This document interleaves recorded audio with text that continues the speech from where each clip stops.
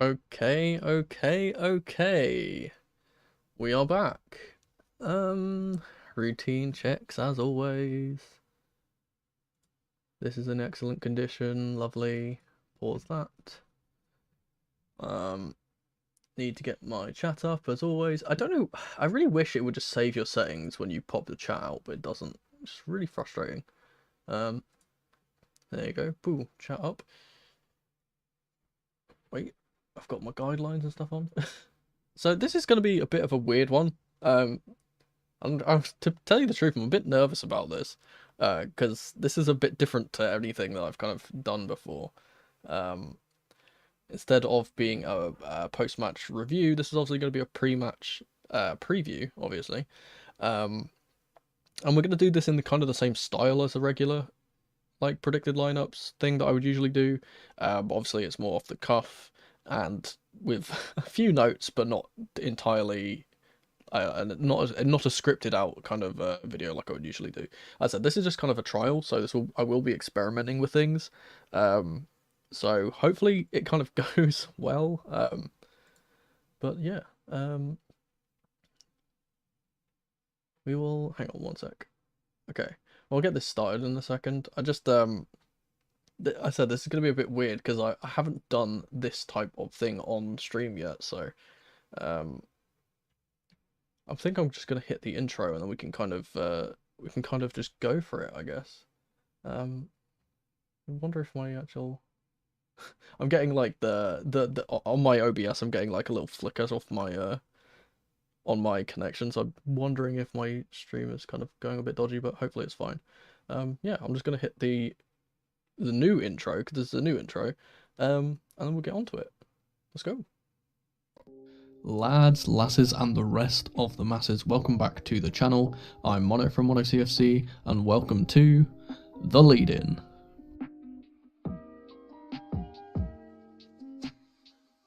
Okay, well, it works. Still not sure if my chat's working, but there we are.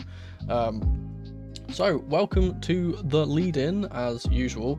As I said, this is going to be slightly different to normal. I said this is going to be very experimental, and I'm going to kind of do things as we go. So as I said, this is just a trial. If this doesn't really work out, I'm probably just going to go back to doing what I'm doing. But the reason why I've decided to do it this way now is that it kind of saves me time for other edited content that I would be putting out that take a lot longer. So for example, the tactical breakdowns that I do, the 5 things that I do, the deep dives that I like to do sometimes, and which are mainly like the most popular things on the channel. Hoodie, welcome in. But yeah, so as always, I'll be showing you my predictions for scorelines, lineups, and more. And to be honest, I just feel like we should just get straight into this. Let's talk firstly about Leeds, and if my cursor would show up, that'd be good. There we go.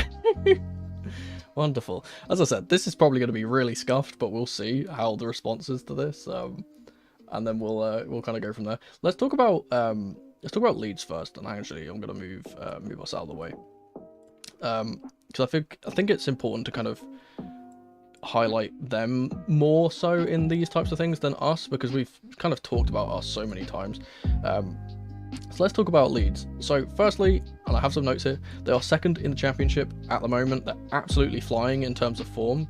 They have 22 wins, 6 draws, 6 losses in the league. They're currently on a 6-game win streak, which is 12 unbeaten in all competitions, and 11 of those 12 games are wins.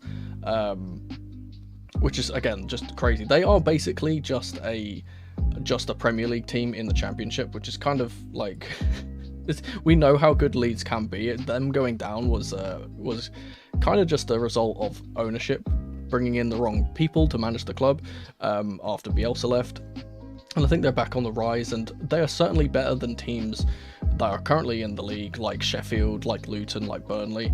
I think they're easily better than all 3 of those. And they've just currently come off the back of a really good win against Leicester, who are their title rivals at the moment. They beat them 3-1, admittedly due to some kind of a bit dubious refereeing and some poor finishing from the Foxes, but they look incredibly confident and will be looking to take that momentum into this game against us. So I'm going to go straight into their lineup and... oh, my thing has zoomed in for some reason. There we go. I'm going to go straight into their lineup, and I think that... this is obviously going to be dependent on a few things. They have a few injuries, so I'll go through those. I'll go through those first. I'll put Leeds up here actually. I'll go through their injuries first. So I've just got a list here. I haven't actually got the pictures up, but I do have a list. So the confirmed absentees are Stuart Dallas, who has a very long-term hip injury, I believe. Pascal Struijk, who's been out with a groin injury, and Carl Darlow, who's got a finger injury. The only one of those that I think would actually have played anyway is Struijk, but there we go. There are doubts over Bamford, who's got a calf issue, Somerville, Jorginho Ruta, who's got a hip flexor problem, and Sam Byram, who's got a leg issue apparently. But again, all of those are kind of going to be assessed for the game upcoming, and we'll see if any of them actually play or not. I'll be putting Daniel Farke's team into their standard 4-2-3-1. And I do think there'll be some rotations. I'd imagine that Leeds would care more about the league than the cup, considering the gap to Leicester has just closed to 6 points and they'd like to win the title. So for the goalkeeper, I think it's pretty obvious who I'm going to be putting in here. It's Ilian Meslier. If my thing would stop lagging, there we go. There we go. Might make him a bit bigger, yeah. We'll put in Meslier. It's pretty standard for Leeds. Obviously, as I said, Carl Darlow is injured, so the number one will start as usual. We'll go into the back four. Let's start with the right back. I'm going to be putting in Connor Roberts in the right back role. He wasn't able to play in the last round versus Plymouth as he wasn't registered, but now he is, so despite the success of youngster Archie Gray in this role recently, I'd expect him to play. For the centre-back duo, we're going to go for the Welsh duo. We have a Welsh duo of Joe Rodon, who's been playing at right centre-back, and actually I'm just going to put this over here a little bit more. Joe Rodon, who's playing at right centre-back, and obviously ex-Chelsea man Ethan Ampadu, who was one of the people that we let go that I was really sad to see go, because I think Ampadu is a really, really good player. And yeah, just really upsetting that he kind of never really got the opportunity to kind of show what he's capable of. And obviously now that he's left, he's gone to Leeds, he's been playing in a variety of roles. He obviously usually plays as more of like a defensive midfielder, but with strikeout, he's been playing in this kind of left centre back role instead. Let's go to there is some possibility for some rotation here as well. I've seen some people say that Liam Cooper may come into this left back role, which would see Ampadu move to the right side.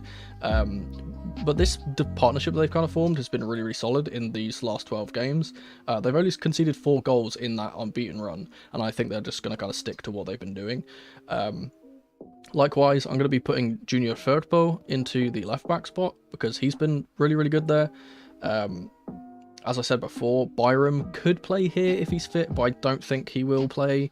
Or maybe even Archie Gray, who can switch over to this left-hand side, though he is more of a midfielder. But as the Spaniard didn't play the full 90, I'd imagine that he would play in this game, because he didn't play in the last game of the full 90 minutes. Let's move to the holding midfielders.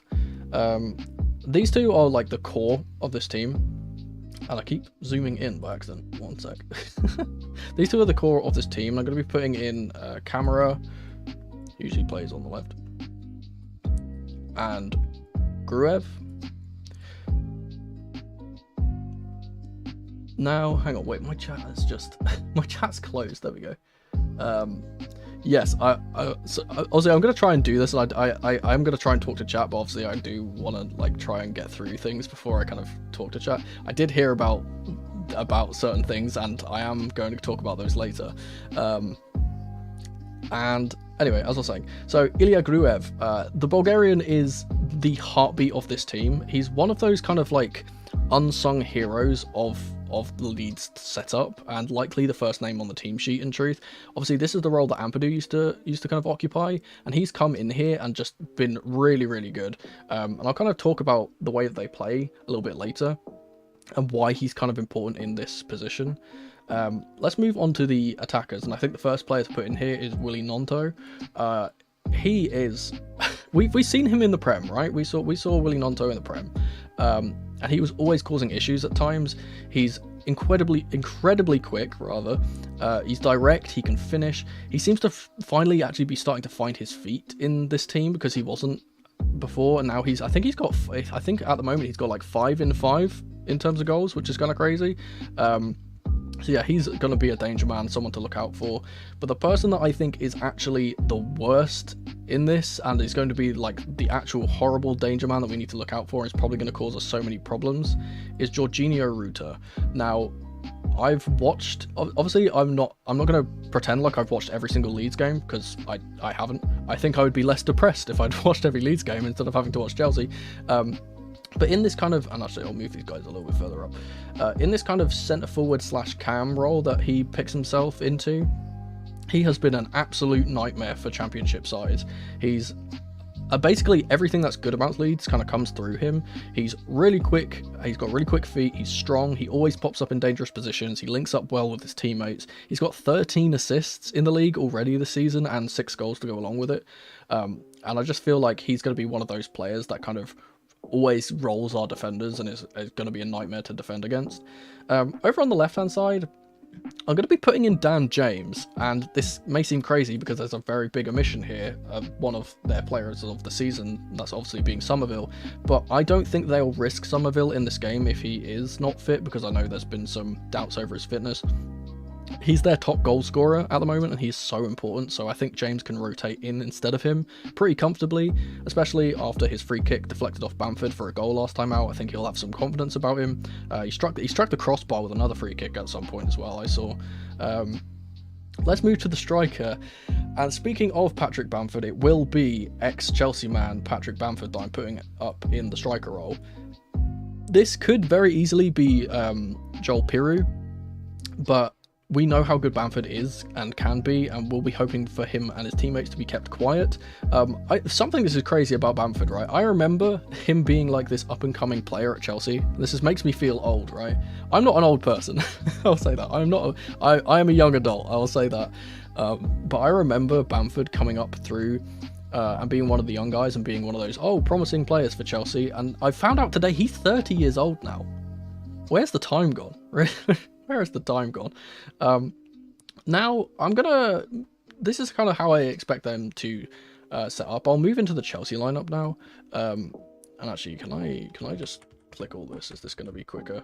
Yeah, this is going to be quicker. Let's do it. Okay, as I told you, we're learning as we go. So this is quicker if I do it this way. Let's do the Chelsea lineup now. I'll put Chelsea up here. Now, as usual, I'm going to put my own personal. I'm going to say my own personal lineup afterwards. I'm going to kind of predict what I think Poch is going to line up with. I'm going to be doing a bit of a few wild predictions in this lineup, because I think, obviously, with our game against Liverpool being so soon, or this game being so soon after that game rather, I think there's going to have to be rotation. But the issue is we don't really have the players to rotate. to rotate in midfield and in the forward position, so all the rotation is going to be in the back line basically. And this being live is cool, and obviously when this kind of picks up and I do this more often, I can kind of talk to you guys through my thought process. We can kind of discuss in real time the different ways we can set up, and I think that's going to be really cool. Let's start with the goalkeeper, and this is going to be probably the biggest surprise in this, and that's because I'm going to be putting Robert Sanchez back in. And as I said, this is just a prediction. I have a sneaking suspicion that Petrovic is going to get dropped, just because now obviously Sanchez is back from injury. Obviously Petrovic is a great shot stopper, but the one thing that he's really lacking is his distribution. And against a team like Leeds, and I'll talk about this more often, but like in a bit, but against a team like Leeds who like to press high and have a high line, I think distribution from these areas is going to be so important.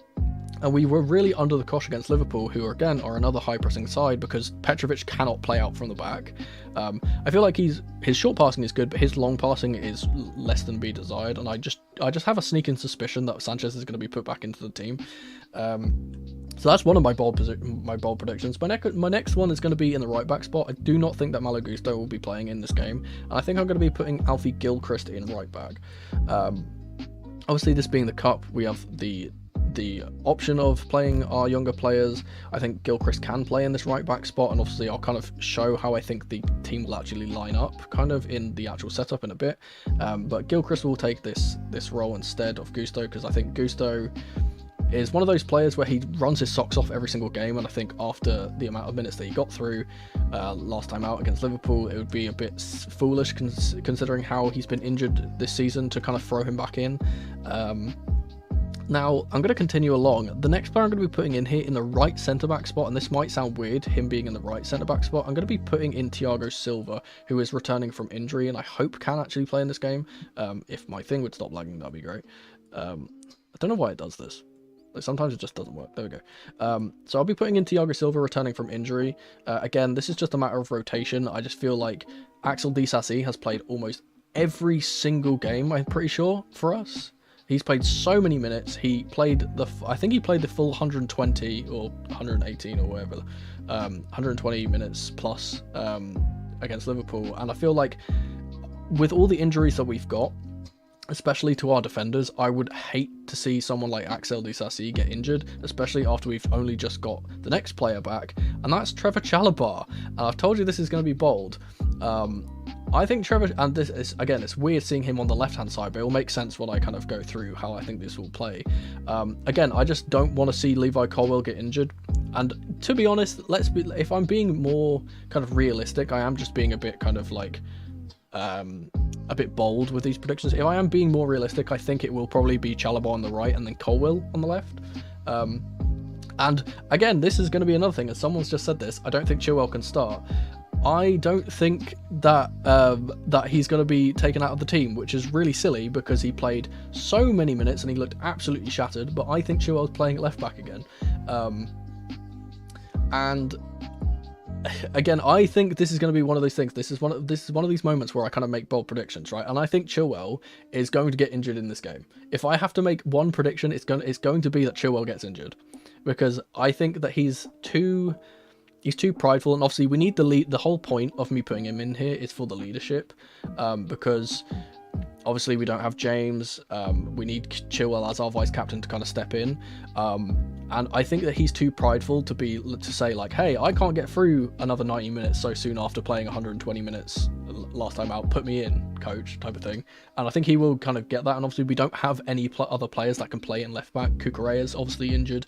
Gusto could play here, but again, he's been playing so much football. That is one of the things which I think could change. Maybe we see Gusto on this side and we see kind of everyone kind of shift over.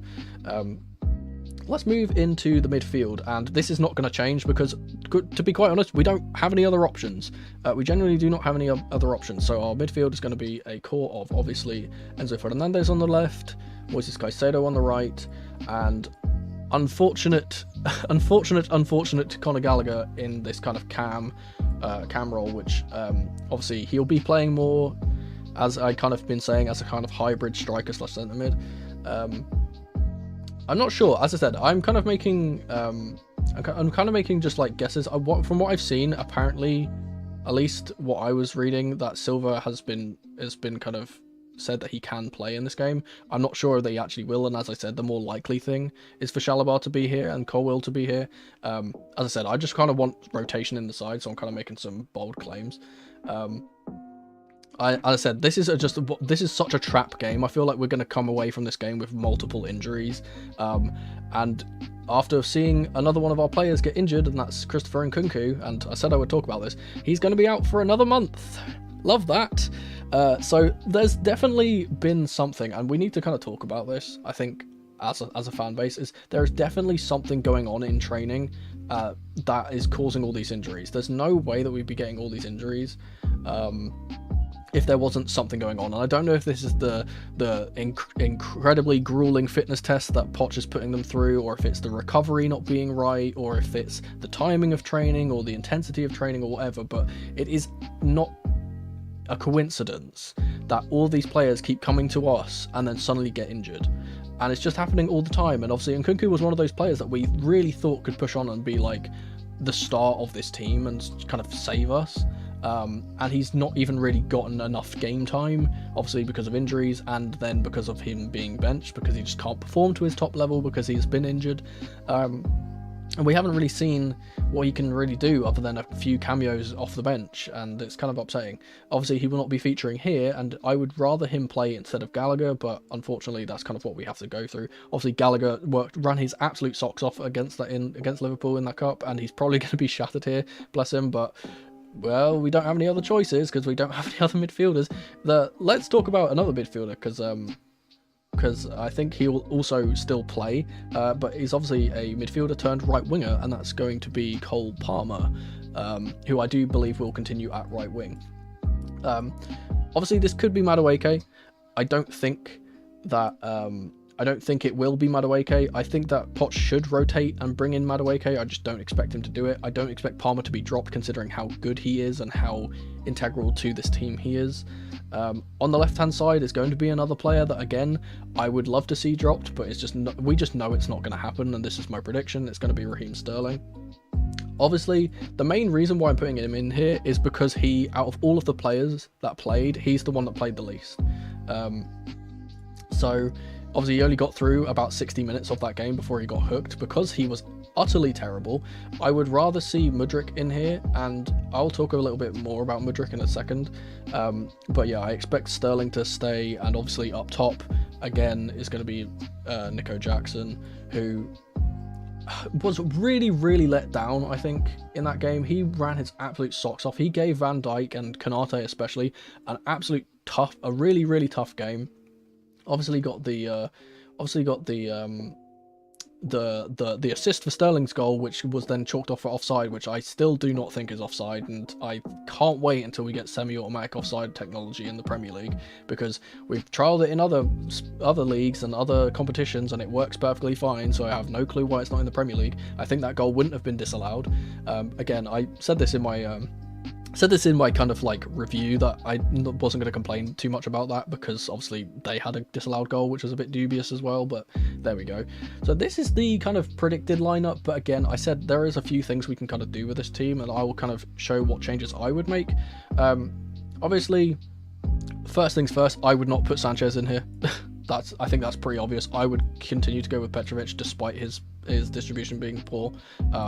I think he's just an incredible shot stopper, and he has bailed us out so many times that it would feel horrible to kind of just drop him for no reason, which is why I don't think it's actually I'm not really sure if it's actually gonna happen. I just have one of those things, right? I have these things sometimes where I just feel like, oh, this is gonna happen. Like I had it with the preview for the Liverpool game. I said and I was like, I know that Van Dijk is scoring a header, and he scored 2. Gusto's not injured, but I just feel like he'll be rotated out, and obviously Gilchrist has been that kind of replacement for him, and I think Gilchrist, as this is an FA Cup game, he will kind of be rotated in. Obviously Gusto got through a lot of minutes and he's gonna be shattered, so that's one of those kind of safe rotations that I think, so I wouldn't actually be changing that. The other thing which I would obviously change is I'm not having Sterling in this lineup anymore. I'm sick and tired of seeing this guy in the lineup because he's just not good. He's just not a good footballer. I'd rather see Mudryk start, and I feel really horrible for him because when he starts games, he actually shows what he's about, but then he just gets dropped, and then he stays on the bench, and then he gets small cameos, and he just can't build up any momentum. He's clearly a confidence player, and he just obviously doesn't have the confidence to kind of push on. What I could actually see happening here, though, is slightly different, is seeing Mudryk not be playing, seeing Jackson played on the left wing, seeing Palmer played in the kind of false 9 kind of position, which is stupid and I hate, but we could see this, and then seeing Madueke come into the right wing. I think this is a pretty decent setup, and against a team that is very positive like Leeds, with these two kind of operating as like dual cams as they kind of do, I think that could kind of work. But yeah, that's kind of the only other thing I will point out a few other players that I would like to see play, but I just don't think they're going to happen. Firstly, let's talk about Cesare Casadei, who will not be playing because he is cup tied. He played one game for Leicester in the third round, I believe, against Millwall. They won 3-2, and I think he got a goal and an assist, which is pretty good. But can we just talk about... I'm sorry, I just wanted to mention this. We finally got the updated Casadei picture. I checked the website today and it's finally been changed. So I've always had the other one where they didn't have the Infinite Athlete logo. They finally updated it, so there we go. That's a player I would like to see play, but we can't see play. Obviously, I would like to see some youth players play, or get the actual chance to play, such as Castledine is one, obviously. Washington is another, but because they played so recently in the cup game, or in the youth under 21 game recently, I don't think that will happen. Maybe we see Billy G, who got on the bench last time out. Maybe we'll see him, someone like that. But yeah, we should have enough quality in this team to beat Leeds. And if we do put the boots to them early, I'd like to see chances given to our prospects, but I just don't think it's going to happen. Let's talk some tactics, and I'm gonna swap over here. Hopefully this works. Boom. Right, cool. Let's talk some tactics. We're here now.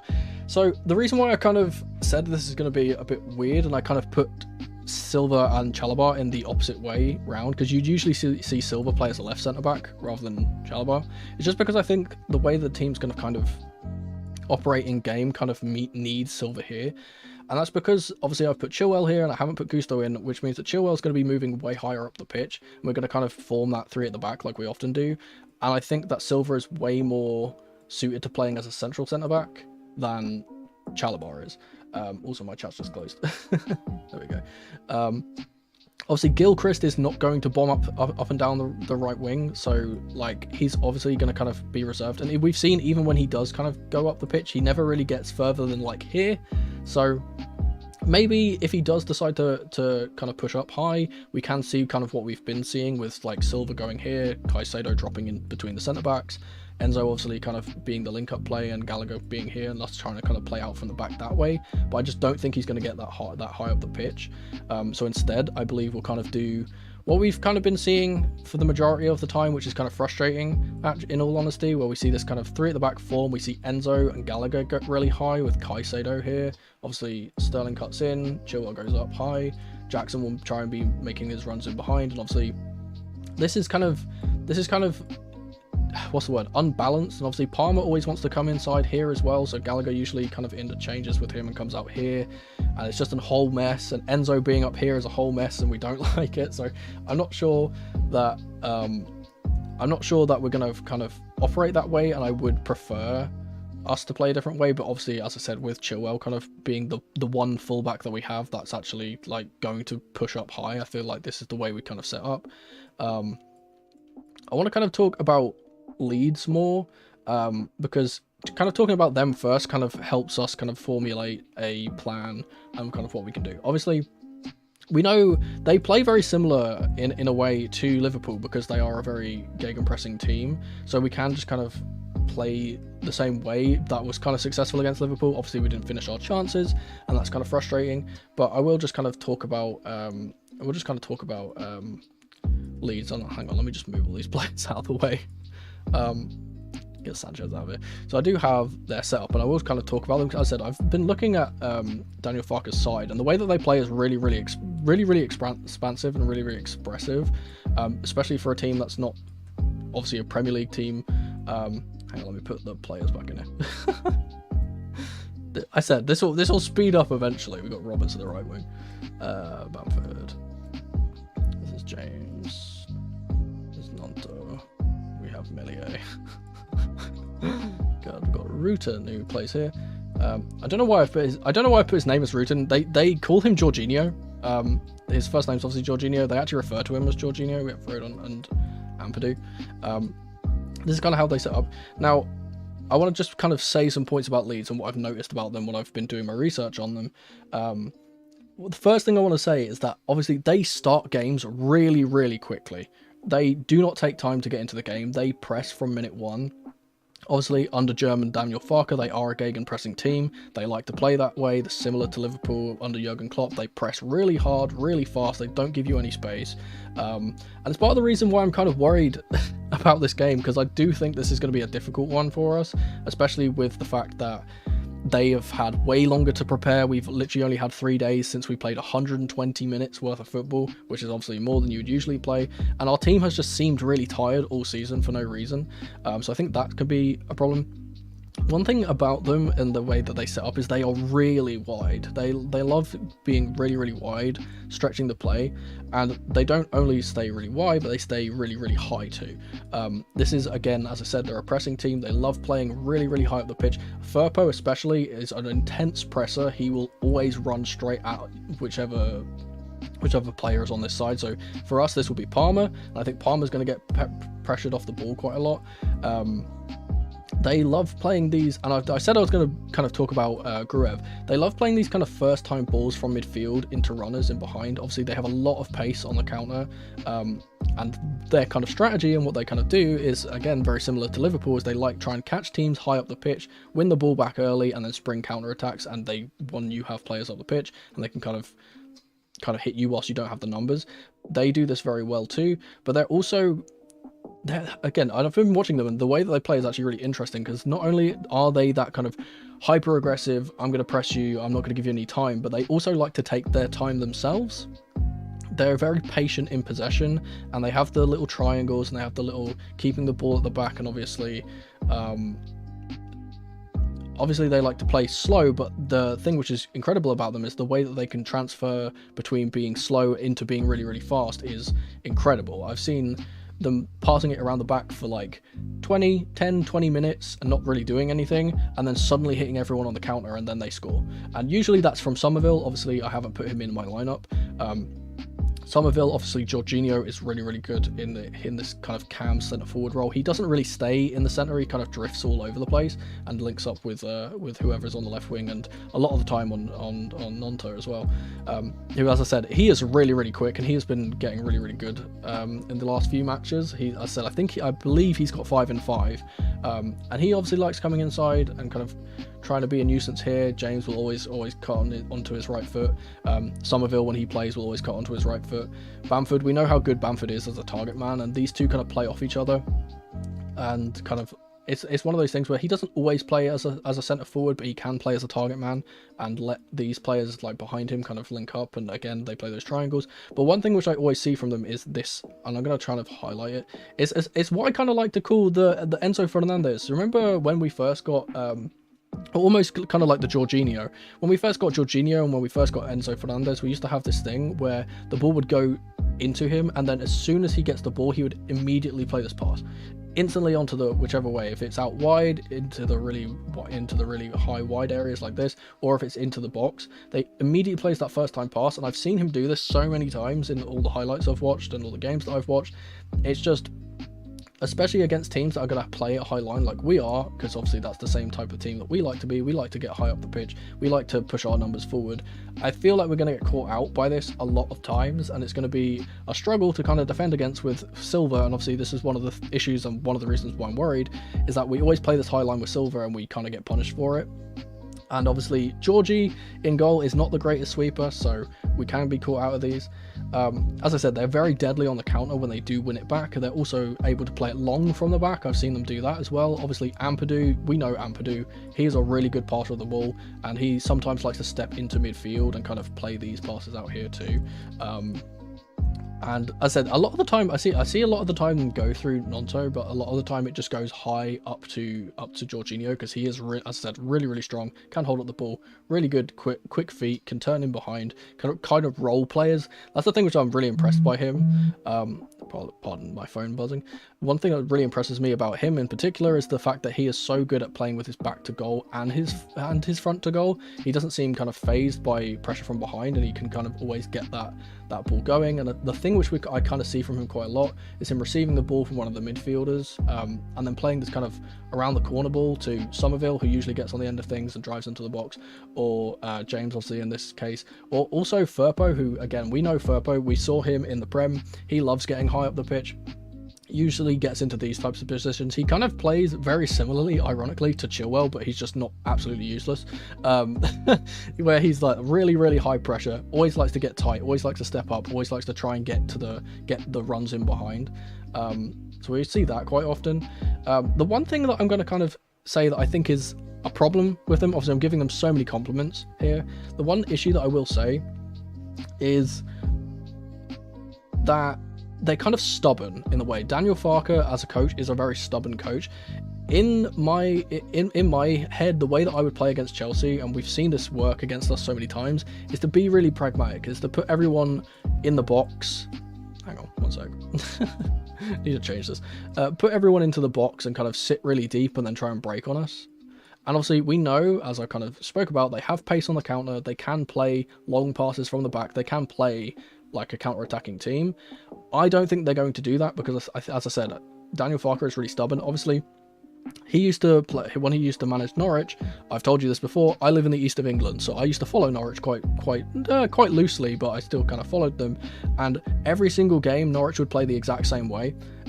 And it didn't matter which opposition they played against, it didn't matter if they were playing Man City or if they were playing Fulham, they would play the exact same way and they'd always get punished for it. And that's why Norwich went down so quickly, because they didn't learn that against the bigger teams they couldn't really play the style. But I think Farke has kind of upgraded that, and obviously the players in this Leeds side are much better than the players that were in that Norwich side. But he is really, really stubborn, and I think that as we've seen from games previous, that we play better against those teams that are expansive and like to come out and try and press us and not kind of sit back. I think we will have moments of success here, and I am actually going to make a score prediction that is quite high for a score prediction, especially for a cup game. Obviously, I believe this game can go to extra time and penalties, so let's hope Pochettino doesn't play for penalties again, eh? But yeah, I've just seen that. Yeah, very similar to Burnley, like very similar to how Vincent Kompany has Burnley, where they haven't learned that they can't play that expansive football in the they can't play that expansive football in the Prem because it doesn't work. The quality of Prem teams, at least from like 8 and up, we're kind of the gatekeepers of the good teams. We're like the last of the good teams, but we're not a good team, so like everyone above us is good. But like all of those teams, like you can't play that way. It's just gonna you're just gonna get punished for it. But I think this Leeds team, and obviously they're going to be really motivated to play against Chelsea because there is that rivalry. And obviously, even though these players aren't all Leeds-born players, whatever, they're not all locals, they still understand the rivalry between Chelsea and Leeds, which always starts from that 1970 FA Cup final where we beat them. And it's always a thing. Every time we meet them in the FA Cup, it always gets brought up. And I think this game will be one of those really kind of gritty, passionate, kind of tackles flying in everywhere types of derbies, and it's going to be really, really fun to watch. I am going to make a score prediction here, and actually, hang on, let me go back to my whiteboard. Hopefully this works. Okay, cool. As I said, I'm still kind of learning how to get this working in a stream context, because obviously when I make these when I'm editing them, it's much less me dragging and dropping and kind of everything just being already there. So I'm gonna make a score prediction here, and let's actually put them up high. Because I think, as I said, I think this is going to be a very open game. I think it's going to be scary for us. And I'm going to, again, I always make really bold predictions when it comes to score lines and when it comes to goal scorers. I'm going to say that I think we win this game 3-2. And the reason why I'm so confident that we're actually going to win this game, which sounds ludicrous, is that we always seem to play well when we're kind of... we seem to play well when we're down in the dumps in a way, and it's always that situation where Pochettino kind of saves his job at the last possible moment. And obviously there has been reports, there has been talks that Pochettino, if he doesn't win this game and we don't get through into the FA Cup, that he is going to be leaving at the end of the season. That's been what's kind of heavily hinted at. Obviously we've been linked to some different managers, obviously Amorim being one of them, who I am very hot on, and obviously, as I said, I plan to do kind of 5 things on possible managers and deep dives into him in particular. It's one of the kind of videos I have planned for later. I think this is going to be I think this is just going to be one of those games where we think we're going to lose and then we win, and we just don't know why, because it seems to always happen. Always when we think we're going to get battered, we don't get battered, and every time we think we're going to comfortably win a game, we don't comfortably win the game. So I'm basically just predicting what I don't think is going to happen, and hopefully it will happen, because that's kind of what happens. And maybe we'll get the jinx and they'll batter us and then we'll get knocked out, but to be honest, it's a win-win, because if this means Pochettino leaves at the end of the season, I couldn't care. Obviously I always want us to win, and us progressing to the final of the FA Cup and winning that trophy would be incredible, and I would love to see us do that. And obviously it gets us European qualification too, but I can find solace in a loss knowing that he's probably gone. Let's do some goal scorers here, because I've got some kind of interesting goal scorers. I think that obviously we get goals on our side. I think Palmer is getting a brace. What minute are we going to say? I think that, again, Leeds like to start really quickly, so I think they'll probably actually score first. So I'm going to predict like 26 minutes, and then maybe something later on in the game, like the 67th, something like that for Palmer. And I think we're gonna get also a goal from, and again, this is a nice kind of one of those things where as soon as he plays terribly and I say I don't want him in the side, he then does something like this and performs really well. I think Sterling's scoring. And I think this will be one of those kind of straight off of kickoff type goals. So I was going to say like 48 for Sterling, because he does this all the time. It's one of those things where he plays awfully and then he has a purple patch, and then he plays awfully and then has a purple patch. The ones which I'm going to be putting for Leeds are actually kind of interesting, as that, because I've noticed a common theme. Obviously they do play so wide and they do always try to get cutbacks into the box. One thing that I can kind of see is that they always get kind of deflected or kind of lucky goals or own goals, and I think their first goal is going to be a Thiago Silva own goal. And I don't know why I didn't just do another line when I did the Sterling thing, but there we are. And the second goal I think is actually going to be a penalty, and I think it's going to be for Jorginho Ruta. And again, I'm not really sure what minutes, but I know that the first goal will come early, so I'm going to say like 12. For this one, this will probably be maybe a consolation goal, so I'm going to say probably something like 78. These are my kind of predictions of what I believe will happen. I said I've got like a just horrible feeling that we're going to get absolutely peppered here. If you want to put your score predictions in chat and put them in the comments. Also, if you have any suggestions of how I can kind of improve these streams and videos, then do let me know. As I said, this is just kind of an experiment. If you guys like me doing it this way, then I'll continue to do so. If we want to go back to doing it normally, I'll do it normally. But this just kind of saves me time, so I can kind of work on other things. And obviously, with the quick turnaround between the Liverpool game and this, and obviously me having a birthday to celebrate, I didn't have enough time to kind of do a normal one, so I wanted to kind of trial this now and see what we go. As I said, this is a big game, and obviously I will be streaming after this game tomorrow and be doing Feeling Blue, as I always do. I'll obviously be live tweeting during the game, like I always do. If you don't follow me there, follow me there. It's just at _mono_CFC, as the same as my YouTube. But yeah, I think that'll kind of be it. There's nothing really more I can kind of say. That's my predicted lineups, my predicted goal scorers, my predicted scores, and we'll have to see if any of them are correct when we get to the game tomorrow. Let's hope that we don't have another horrific defeat at the hands of a rival team like we just had against Liverpool. And thanks guys for hanging out. I'll hit the outro and I'll leave you guys to have a good evening. And yeah, I'll do, as I said, one of these things I will do at some point. I've just seen that in chat. I will at some point do making the bingo cards on stream. If I'm do this like before the game, I might do that. If I ever do like kind of pre-match look at like pre-match streams, I'll do the bingo card. Obviously I have to make the bingo card, and I'll do that before the game comes out tomorrow. I usually do that I'd usually release that just before the lineup, so I can kind of have some of the bingo cards be people being selected, that type of thing. But yeah, obviously we'll have to wait for that. As I said, thanks guys for hanging out. My voice is going out, so I'm gonna have to leave this here. But I appreciate the support on the stream, and yeah, we'll see you guys tomorrow, and I'll hit the outro, and hopefully we can get a good result. Let's go.